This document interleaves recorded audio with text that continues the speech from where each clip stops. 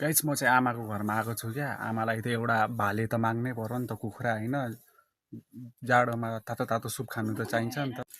आमा मलाई त भाले चाहियो हो एउटा। मेरो बुढी 3 दिनदेखि सुत्केरी छ आमा। एउटा भाले किन्ने पैसा पनि छैन मसँग कि मेरो बुढीलाई तातो सुप बनाएर दिन सकु। अब आमाको के योगदान हुन्छ नातिमाथि।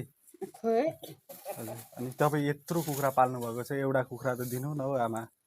कुखुरा नदिए भने नि तपाईँको घरमा अलिकति के पाएको छ भने त्यही दिनु, बरु त्यही म मेरो बुढीलाई तातो सुपसँग दिन्छु। के पाएको छ तपाईँको? तिम्रो घर चाहिँ कहाँ? हजुर, भोटेपुल हो आमा। नहुटो चाहिँ नभन न। होइन नि त आमा, म मागी खाने डुली हिँड्ने मान्छे हो क्या आमा। भोटेपुलमा भाले पाउँदैन क्या, रेलवेमा मात्रै पाउँछ क्या आमा। खसी त पाउँदैन नि, खसी त उपर महँगो छ क्या आमा। खसीको त 2000 रुपियाँ किलो छ आमा। तपाईँलाई थाहै होला मेरो बुढी 3 दिनदेखि सुत्केरी छ।